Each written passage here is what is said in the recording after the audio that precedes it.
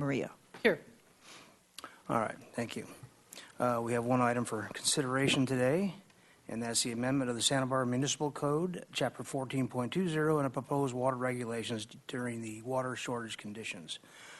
Is there a staff presentation? Mr. Hagmark. Chairman Rouse, Ordinance Committee members, pleased to be here today. My name is Joshua Hagmark. I'm the Acting Water Resources Manager. And we're here before you with some amendments to the Section 14.2 in the hopes of providing some better clarification as we move forward with this water supply shortage that we're currently in. The current conditions, the current wording of that chapter is outdated, hasn't been looked at for a while. And the recommendation that we have before you in general basically cleans that section up so that as we move forward with resolutions specific to this water shortage, it'll be a lot more clear and concise to the community and everyone else involved. Presenting today is Mr. Bill Ferguson, our water supply project manager, and I'm going to turn it over to him. Good afternoon, members of the committee. My name is Bill Ferguson, and would like to, as Joshua said, do a couple of things today. The primary purpose is an amendment to the municipal code, Chapter 1420. It will update the process and clarify some things that we learned from the last drought that can get confusing. And secondly, we also have drafted a resolution that would be the regulations for Stage 2. We can talk about those at the end. Again, the primary purpose is for the Ordinance Committee's recommendation on the proposed ordinance. The changes in 1420 deal mostly with regulations and process for drought conditions, water shortage conditions more generally. There's also one section that involves some addition to the code in terms of language that will apply at all times. And we'll cover that very briefly as we go through the draft ordinance. I think that's probably the best way to do it, and we can go faster or slower depending on how you want to do that. We're looking then to move this on to council in following weeks for introduction and adoption. If you'd like to look at the draft ordinance that was in your packet there, we'll just take a real high-level look through there and stop me at any time if you'd like to get a little bit more detail on it. On page 1, you see the section I referred to that's effective at all times. These changes will be part of the municipal code during drought or non-drought times. It has to do with restrictions on access to water from our system through meters or fire hydrants or fire lines, things like that. We have about 5 different items there. The first one is prohibition on anybody who isn't the account holder to use water through a meter. This is a situation where somebody may be accessing water, stealing water from a property. They're not the authorized account holder, either as the account holder themselves or as a tenant or somebody. We wanted to be explicit that that's an illegal use of water and subject to penalties under the municipal code. Secondly, it happens from time to time, water from a fire hydrant. Can I ask, do we think we have anybody like that now? Not often, but sometimes it happens, and we want to be clear that it is something that can be pursued as an infraction under the code. Was there ever any question that it was? I mean, it sounds like illegal use of water. Some of this is for clarification to make sure that it's explicitly written out in the code. Yeah. Second one has to do with use from a fire hydrant. That happens maybe more frequently. It is authorized. So you see it happening around town. Most of the time that's authorized by the Public Works Director pursuant to an agreement and a metering and a charge on daily use. But again, to be explicit about it and to make it able to be followed up on, we're including that. We have some connections to our system that are dedicated to fire line for fire protection. And again, to be specific, we want to be clear that that water use is only for use during fires or for required maintenance on the fire line itself. Sometimes it requires flushing or other tests on the system to make sure that they're functioning properly, but it shouldn't be connected to any active use on the property.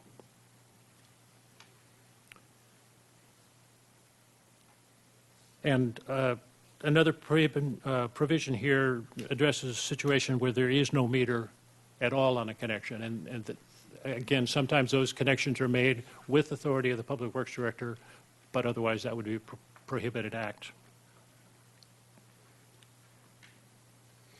And the last one there has to do with water use through an account where there is no active account holder, in other words, nobody signed up to pay the bill. That otherwise would be water that's not recovered in terms of revenue and not an authorized use, and this would prohibit that and make it again explicit. And finally, we're clarifying that any removal of the meter has to be done with express authority of the Public Works Director. So those are the things that we felt were needed in the code to beef up our everyday protection on access to the system. It's partly a matter of stealing water, which is unfair to other customers and affects revenue.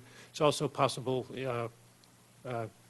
problem with maintaining water quality in the distribution system. It could compromise water quality if it's not done correctly.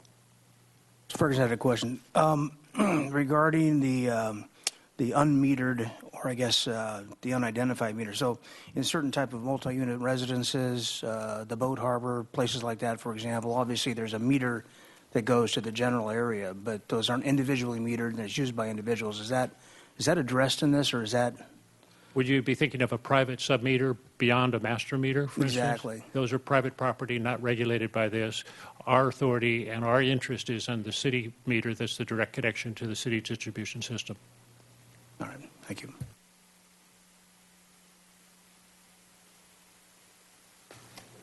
Okay, if there's no question on that, I'll move on to the part about the drought regulations.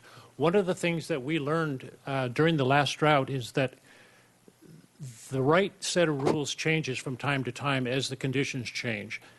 When we established our drought contingency plan back in late 1980s, we wrote those regulations into the municipal code and also provided authority for the council then to modify them by resolution, which did happen, and that was appropriate.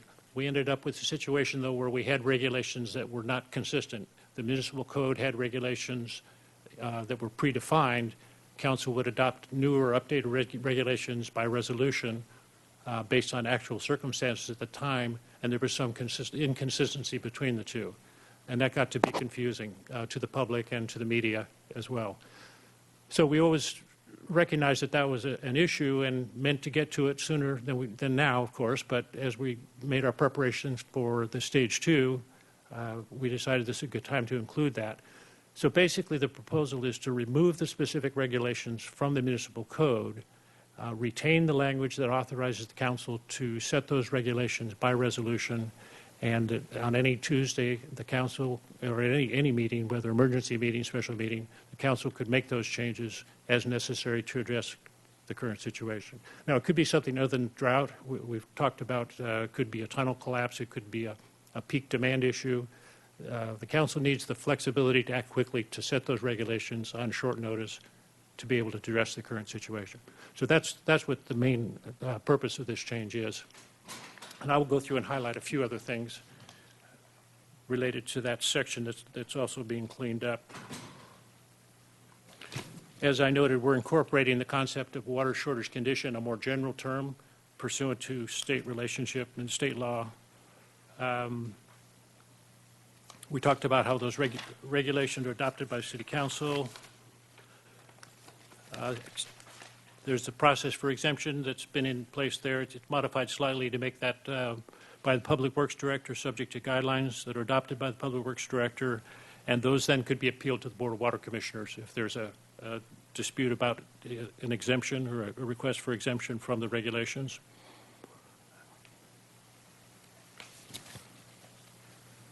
The process for violations is largely the same as what it is currently. We're not suggesting a lot of changes there.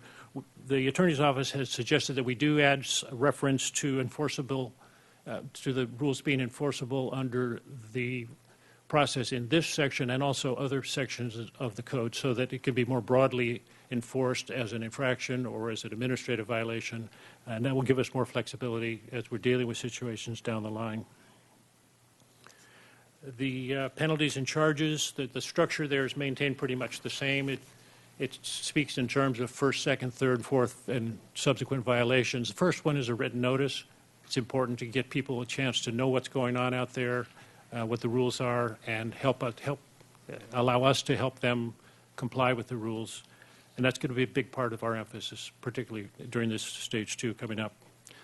The second violation can carry a fine up to $250. Third violation can carry an additional fine up to $250 plus possible flow restrictor installation, and on the fourth or subsequent, it can be the penalty and a shutoff or flow restrictor as determined appropriate.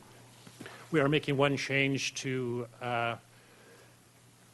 make the requirement for a hearing apply only to shutoff of water, because there are situations where a substantial amount of water could be used in a violation that we wouldn't have the authority to shut off or to restrict the flow of until it completes the process of going through the appeal to the Board of Water Commissioners. So the point of that is that we don't feel it would be appropriate to shut the water off without the hearing before the board, but we do want the authority to have a flow restrictor so we can minimize the amount of water that's lost through that type of violation situation. Most of the rest of the ordinance is just cleanup of some wording that to conform with other format and definitions in the code already. So I can take any questions that you may have on the ordinance that we're proposing. Question, Ms. Mr. Murillo? Chair. Thanks for your report. When you referenced wanting broader enforcement abilities, would that be our police force or code enforcement officers? It Are would you most training likely- new people to be water monitors or something like that? For the drought regulations, our intent is to handle them administratively through the Water Resources Division. Those are the people that have the expertise about what we're asking people to do, how to comply, how to get the most out of their water use. And it's really just a continuation of our ongoing effort to teach people how to use water. The change here is that there are some things that are not allowed.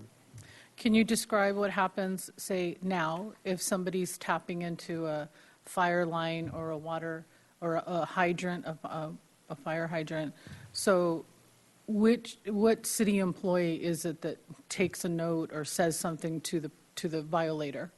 It's typically noticed, discovered by field crews out there working on the distribution system and reported in. And who makes contact with the person making the violation? Sometimes it can be the crews on distribution. Their main goal is to stop whatever's going on, and then it can be referred to the police department for follow-up if there's an identified individual that's responsible. In droughts past, has that happened where a sworn police officer took part in this? I don't remember a situation where it has. Mostly it's a matter of if our field crews go out there and find a situation, they're able to stop it from happening, and that meets the immediate need, and it can be then referred if necessary. But I'm not aware of a specific instance where they actually did that. Thank you, Mr. Chair. Mr. Hotchkiss? Do we have any public comment? Okay, that'd be fine. Do we have any public that would like to comment? I have received no speaker slips. Okay, thank you. So we'll close public comment. Mr. Hotchkiss? Thank you. Sort of a smattering of questions here. I noticed you and I would both say drought, and suddenly we're supposed to be saying water shortage. Any particular reason for that other than, forgive me, bureaucracy? No, that's a good question. I'm glad you asked that. The original language was written to declare a stage 2 drought condition, and the regulations were for a stage 2 drought condition. It was appropriate because it was a drought. The state wording on our water shortage contingency plan has changed to use the broader term, and we realize that we also have other opportunities where we may have that problem. Excuse me. For instance, Emergencies of some sort? yeah, a tunnel collapse or other shortage condition that isn't specifically a drought. Okay. We also felt it important to use the word drought or some other word that's descriptive of the current situation. That makes sense. Following up on Ms. Maria's question, who does the letter come from that says you're in violation or you have a situation that needs to be corrected? Under the administrative process that we use most often, it comes from the Water Resources Division. Okay. Have we ever had to shut somebody's water off because of ongoing violations? I don't think we did. We put a lot of effort into the first step. We go to the second step if it's needed. Maybe we got to the third step once or twice, but it's a matter of bringing the community along. Okay. I noticed that it says under 14.20.225 violations, page 7, that each successive hour of such failure to comply shall be a separate and distinct violation each hour. So in 24 hours, you could have 24 times $250 in fines accumulated. Is that correct? Right. I think it also says beyond the reasonable control, and that's important because our goal is to stop activity that is within the reasonable control of our customers and to work with them if it isn't and to find a way to get the water shut off as soon as possible or whatever violation is happening. Okay, but what does that mean, reasonable control? It's going to be a judgment matter when you get in the field. It's designed to address a situation where somebody might say that they intend to do this no matter what we might say, and then we have a tool to deal with that. So, Again, excuse me. We don't plan to do that very often, if at all, but it's there in case we need it. So a break in the line on somebody's private property would be covered under this or not? If they were making efforts to repair it and shut it off, it wouldn't be it wouldn't be something that we'd want to pursue. It would only be if somebody was using water in a manner that's not allowed, has been advised that it's against the rules, has declined to comply, and then we have that as a tool. Okay. I had one question on the proposed, I don't know, this wasn't in the language exactly, but in our packet it talked about use of water in ornamental water features and fountains. It's prohibited, but could we add something to that so that there are people that have such water features and fountains upon whose functioning the life of their koi or fish or turtles or whatever may depend? And I don't want to do any mass exterminations here.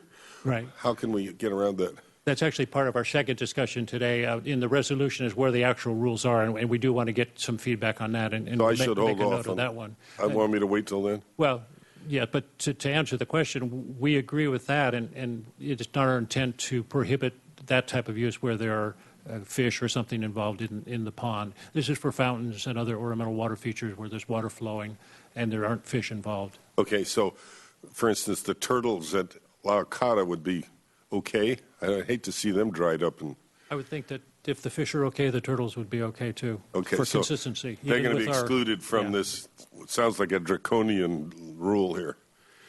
I just like to make a note of that. If somebody comes on this and goes like, oh my God, what do I do?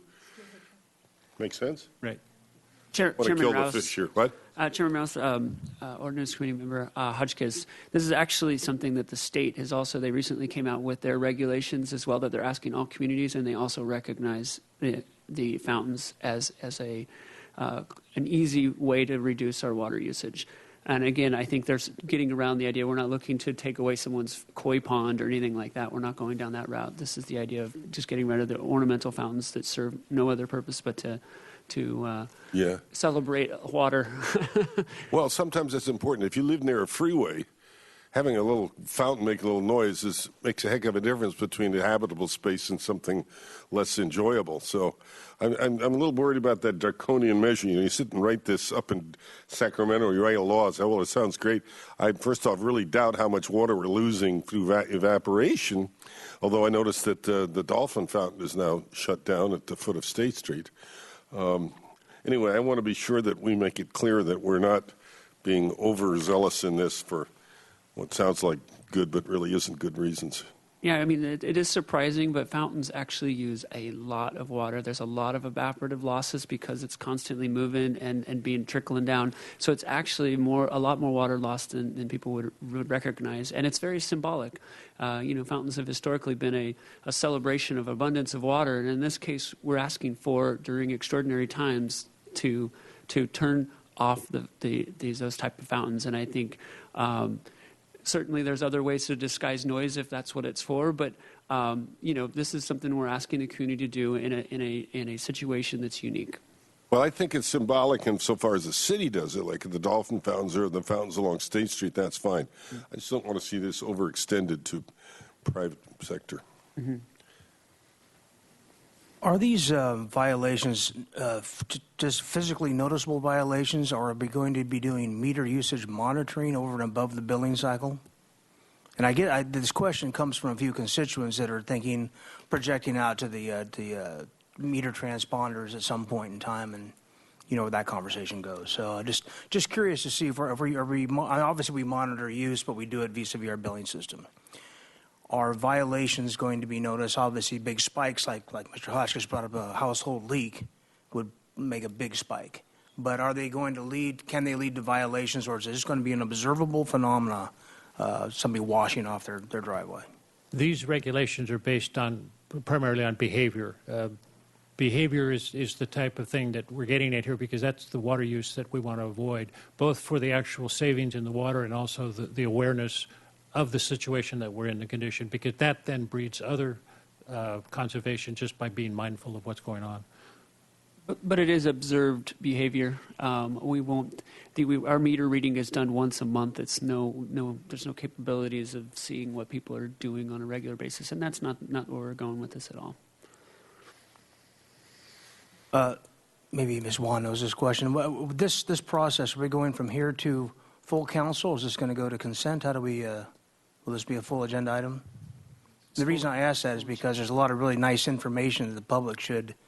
Absolutely, we don't want to miss out on that opportunity. It is going to the full council on the 13th, and we'll be making a very similar presentation. Very good. Yeah, is there anything else from the committee? Oh, was there more presentation?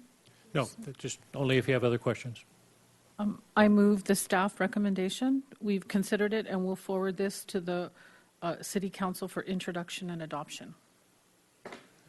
I'd second. I just want to be sure that we incorporate what I talked about, wildlife, koi, turtles, whatever, somehow is included in this packet, so it's clear that those are protected and not endangered. That regulation appears in the resolution, which isn't part of your action today. It was included just to show the type of things that are addressed in the language that's being taken out of the municipal code at this point, so we don't have that inconsistency between the two. But we have made note of your comment on that, and it's consistent with the direction that we're headed.